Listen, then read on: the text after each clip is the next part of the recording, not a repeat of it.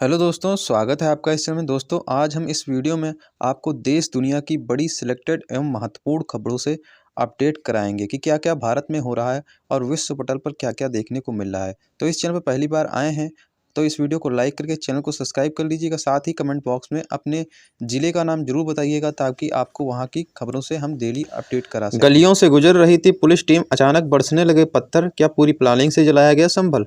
आज संभल में जो कुछ हुआ पूरे देश ने देखा। उपचुनाव खत्म होते ही कैसे एक मस्जिद के सर्वे पर यूपी का संभल शहर सुलग उठा। शाही जामा मस्जिद में जैसे ही सर्वे टीम पहुंची और दंगाइयों ने प्लानिंग के तहत पथराव, आगजनी, फायरिंग शुरू कर दी। हिंसा उस वक्त शुरू हुई जब संभल की गलियों से गुजर रही पुलिस टीम पर अचानक पथराव शुरू हो गया।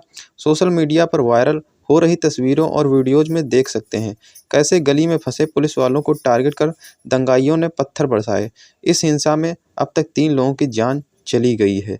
संभल हिंसा का ताज़ा अपडेट की बात करें तो संभल पुलिस ने जिले में इंटरनेट सेवा सस्पेंड करने की सिफारिश की है। दंगों के दौरान जिन लोगों की मौत हुई उनमें नईम, बिलाल और नुमान नाम के युवक शामिल हैं, जबकि दूसरी तरफ पुलिस का एक्शन ताबड़तोड़ जारी है और 21 दंगाई अब तक हिरासत में लिए जा चुके हैं।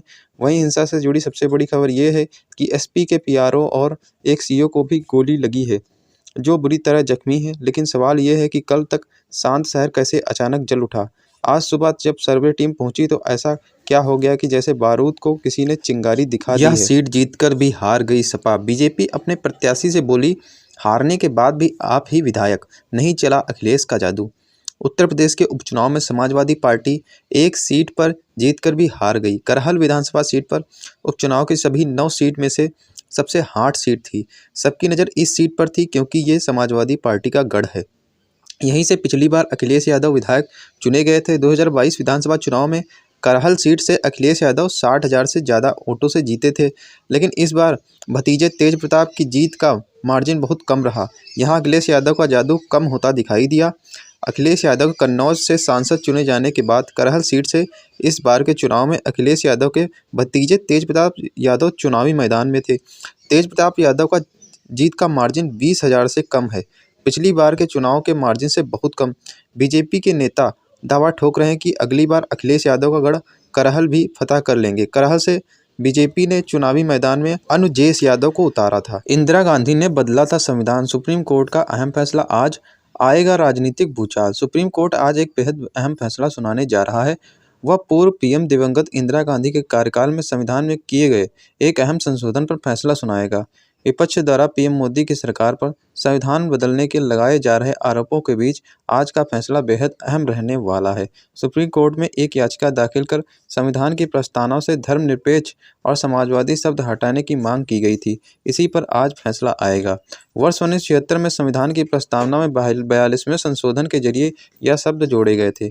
याचिकाकर्ताओं ने कहा कि इमरजेंसी के दौरान गलत तरीके से प्रस्तावना को बदला गया। समाजवाद जैसी किसी विशेष राजनीतिक विचारधारा को संविधान का हिस्सा नहीं बनाया जा सकता। याचिकाओं में यह भी कहा गया कि प्रस्तावना को 26 नवंबर 1949 में संविधान सभा ने स्वीकार किया था। बिना उस तारीख को बदले सीधे प्रस्तावना में बदलाव कर देना सही नहीं है। इसके साथ ही दिल्ली एनसीआर में वायु प्रदूषण के मामले में सुप्रीम कोर्ट 25 नवंबर को अपना फैसला सुनाने वाला है। हम आपकी पूरी अर्थव्यवस्था तबाह कर देंगे, ट्रंप के करीबी ने दी ट्रूडो को खुली धमकी। नेतन्याहू पर बटे पश्चिमी देश। इजराइल के प्रधानमंत्री बेंजामिन नेतन्याहू के खिलाफ जारी अंतर्राष्ट्रीय आपराधिक न्यायालय आईसीसी के गिरफ्तारी वारंट पर पश्चिमी देश बढ़ते दिख रहे हैं। कनाडा के प्रधानमंत्री जस्टिन ट्रूडो ने हाल ही में बयान जारी कर कहा है कि नेतन्याहू उनके देश आते हैं तो गिरफ्तारी वारंट का पालन करेंगे। मतलब यह हुआ कि कनाडा जाने पर नेतन्याहू को गिरफ्तार किया जा सकता है। अब जस्टिन ट्रूडो को डोनाल्ड ट्रंप के बेहद करीबी सांसद लिंडसे ग्राहम ने खुली धमकी दी है। उन्होंने कहा कि अगर कनाडा ने ऐसा किया तो वह कनाडा की पूरी अर्थव्यवस्था को तबाह कर देंगे। ग्राहम ने कहा, न केवल कनाडा बल्कि ब्रिटेन, फ्रांस समेत कई पश्चिमी देशों को खुली धमकी दी है। ग्राहम ने प्रतिबंध लगाने की बात भी कही है, ब्रिटेन को भी धमकाया। सीनेटर लिंडसे ग्राहम ने कहा कि अमेरिका को उन सभी देशों की अर्थव्यवस्था को तबाह कर देना चाहिए जो अंतर्राष्ट्रीय आपराधिक न्यायालय की गिरफ्तारी वारंट का पालन करते हैं।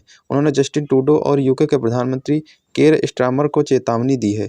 कहा कि अगर ब्रिटेन में बेंजामिन नेतन्याहू की गिरफ्तारी में मदद करते हैं तो उससे आर्थिक परिणाम भुगतने होंगे। बता दें कि कनाडा के अलावा ब्रिटेन ने खुलकर कहा कि अगर इजराइल के प्रधानमंत्री ब्रिटेन में प्रवेश करते हैं तो उन्हें गिरफ्तार किया जा सकता है।